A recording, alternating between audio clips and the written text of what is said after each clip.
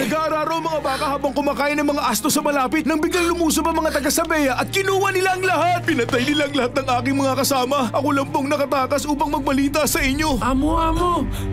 Tinamaan po ng kidlat ang mga tupa at mga pastol at namatay lahat. Ako lang po ang nakaligtas upang magbalita sa inyo. 3 pangkat ng taga-Kaldeon sumalakay. Kinuha nila lahat ng kamelyo at pinatay ang aking mga kasama. Ako lang po ang nakatakas upang magbalita sa inyo. Habang ang mga anak po ninyo ay nagkakainan at nagiinuman sa bahay ng panganay nilang kapatid. Hinampas po ng napakalakas na hangin ang bahay at bumagsak. Nabagsakan po sila at namatay lahat. Ako lamang po ang nakaligtas upang ipaalam sa inyo.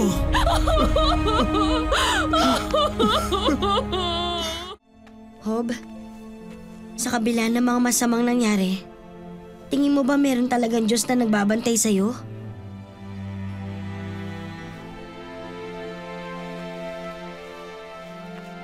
Ang mga salita ko sana'y maisulat at maitala sa isang buong aklat.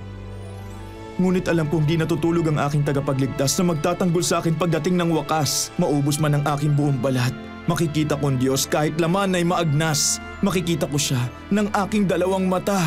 Siya'y aking mamamasdan at ako'y liligaya.